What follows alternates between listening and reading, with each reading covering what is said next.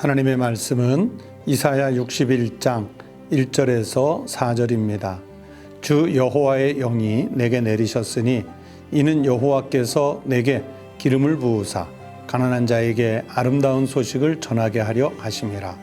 나를 보내사 마음이 상한 자를 고치며 포로된 자에게 자유를, 갇힌 자에게 노임을 선포하며 여호와의 은혜의 해와 우리 하나님의 보복의 날을 선포하여 모든 슬픈 자를 위로하되 무릇 시온에서 슬퍼하는 자에게 화관을 주어 그 죄를 대신하며 기쁨의 기름으로 그 슬픔을 대신하며 찬송의 옷으로 그 근심을 대신하시고 그들이 의의 나무 곧 여호와께서 심으신 그 영광을 나타낼 자라 일컬음을 받게 하려 하심이라.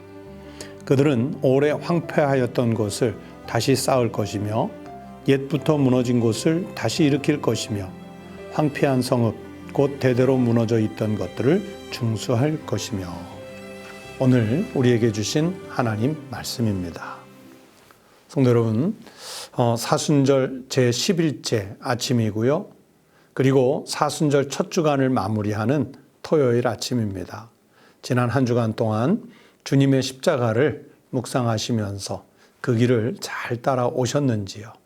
하나님께서 남은 사순절 기간 동안에도 십자가의 생명의 은혜를 우리 성도들에게 풍족하게 내려주시기를 주의 이름으로 축복합니다.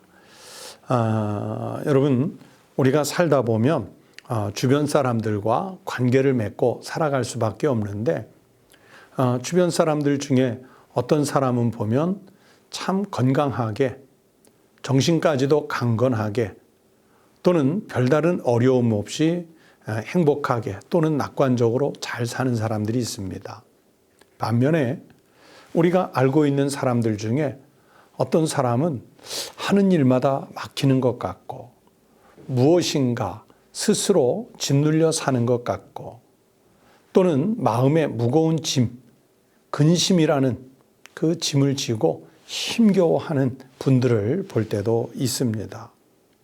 도대체 무엇이 저들을 저렇게 올가매고 있을까? 무엇이 저들의 심령을 저렇게 아프고 병들게 했을까?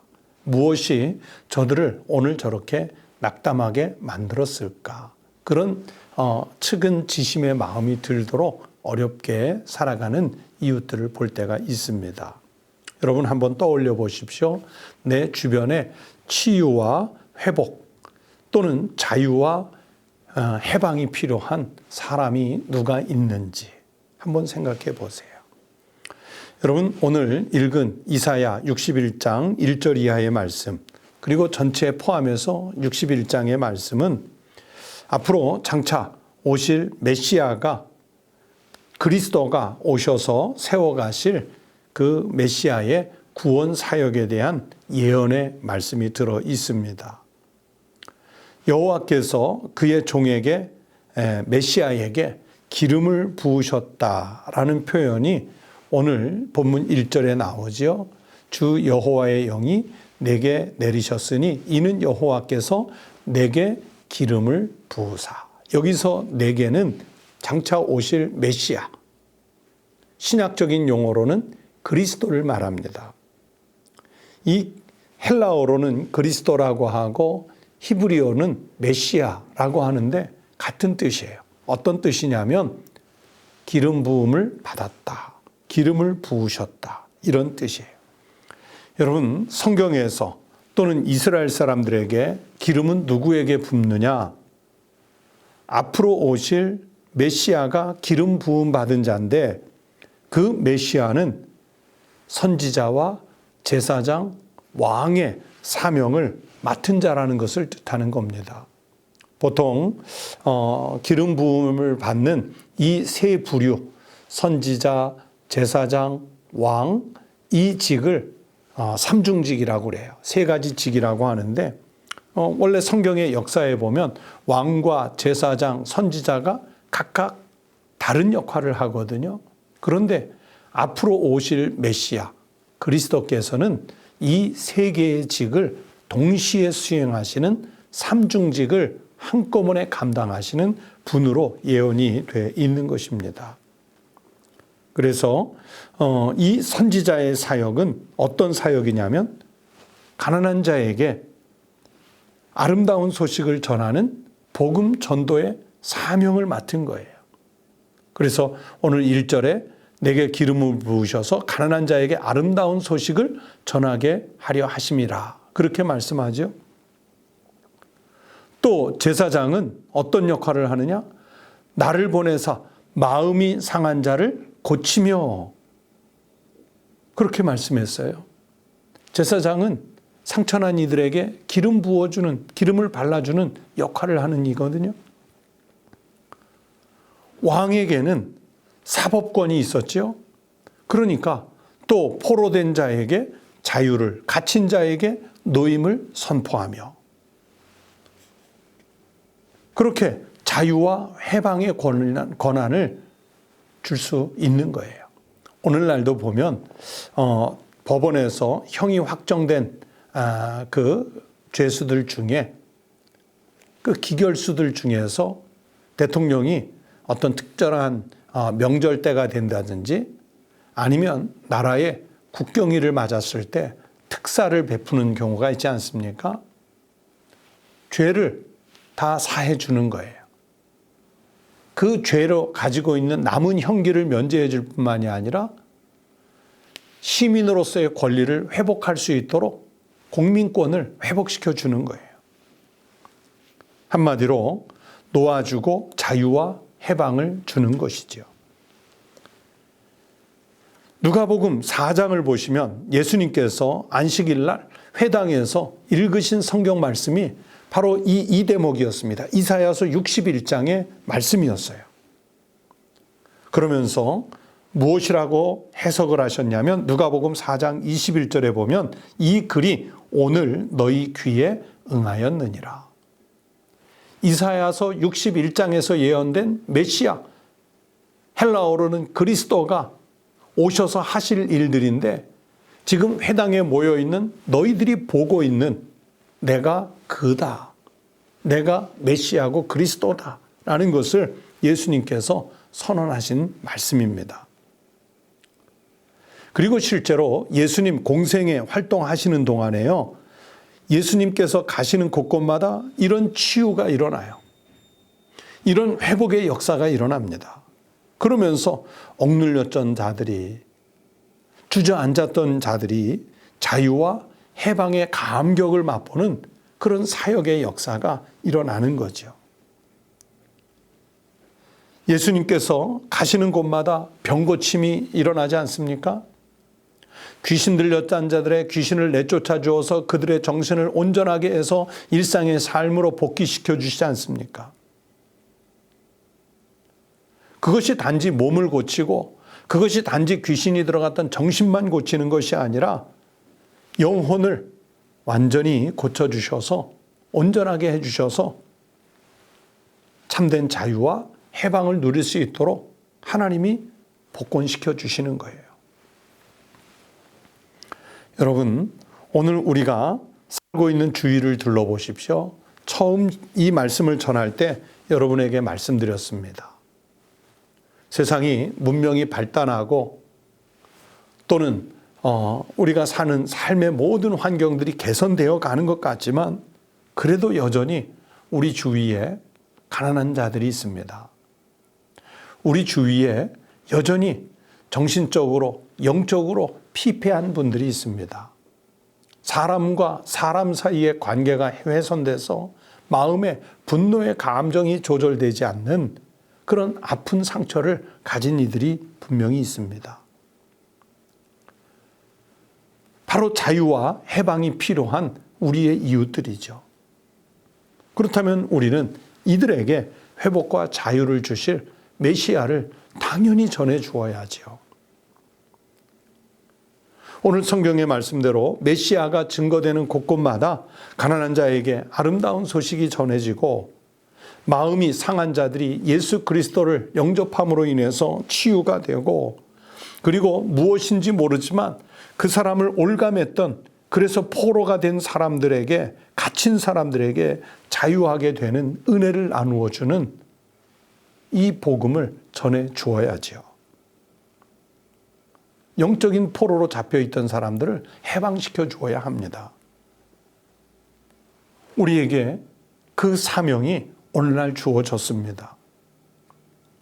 여러분, 부자라고 해서 모든 것이 다 평안하지 않아요. 몸이 건강한 사람이라고 해서 모든 것이 다 편안하지 않아요.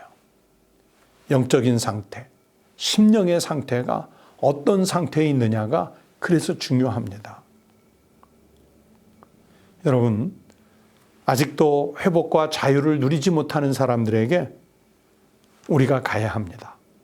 하나님은 이 사명을 우리가 감당할 수 있도록 우리에게도 오늘 주의 영을 부어 넣어 주셨습니다. 예수님 부활 승천하신 후에 오순절에 마가의 다락방에서 기다렸던 120명의 그 초대교회 성도들을 생각해 보세요.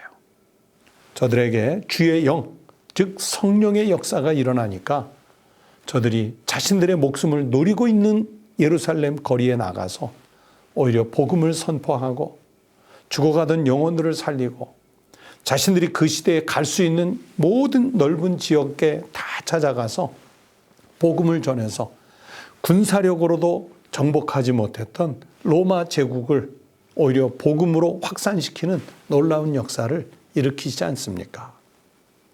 그래서 그리스도인들이 가는 곳에는 그렇게 회복과 자유를 주시는 역사를 일으켰습니다.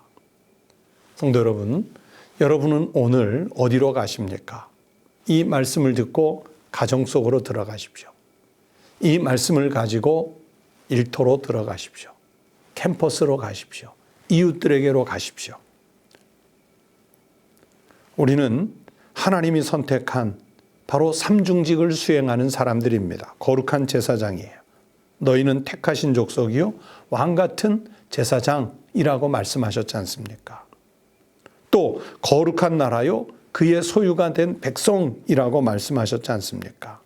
하나님이 우리에게 이렇게 선택해 주시고 우리에게 거룩한 영을 부어 넣어 주신 것은 바로 아름다운 덕을, 즉 복음을 선포하게 하려고 하심입니다.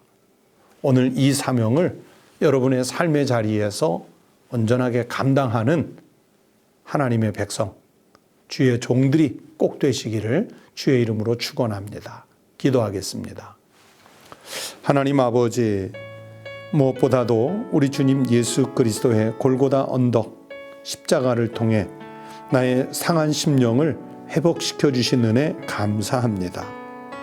그리고 이제 하나님께서 주의 영을 우리에게 부어 주셨으니 주님, 우리가 거룩한 백성으로, 거룩한 제사장으로 하나님의 말씀을 받아 이 자유와 회복이 필요한 사람들에게 찾아가 아름다운 주님의 덕을 선포하는 그런 복음 전도자의 삶을 살아가게 하여 주시옵소서. 하나님, 병든 이를 우리가 놓치지 않게 하시고 심령이 상한 자들, 또 하나님, 우리가 그들에게 예수 그리스도의 위로와 격려로 온전하게 회복시키는 역사가 일어나게 하여 주시옵시고, 또 우리가 알지 못하는 사이에 하나님 영적으로 상당히 피폐한 사람들에게 우리 주님, 우리에게 부어주시는 주의 영, 성령의 능력으로 저들을 온전하게 회복시키는 역사를 일으키는 생명의 통로로 저희들이 쓰임받게 하여 주시옵소서. 하나님 아버지, 지난 한 주간 사순절 한 주간을 은혜롭게 보내게 하시니 감사합니다. 우리가 말씀을 듣고 말씀을 암송한 대로 세상에 나아가서도 이 말씀대로 살아가는 종들이 되게 하여 주시옵소서. 그리고 남은 사순절 기간 동안도 주님의 은혜로 승리하는 삶을 살게 하여 주시옵소서. 내일 거룩한 주일입니다.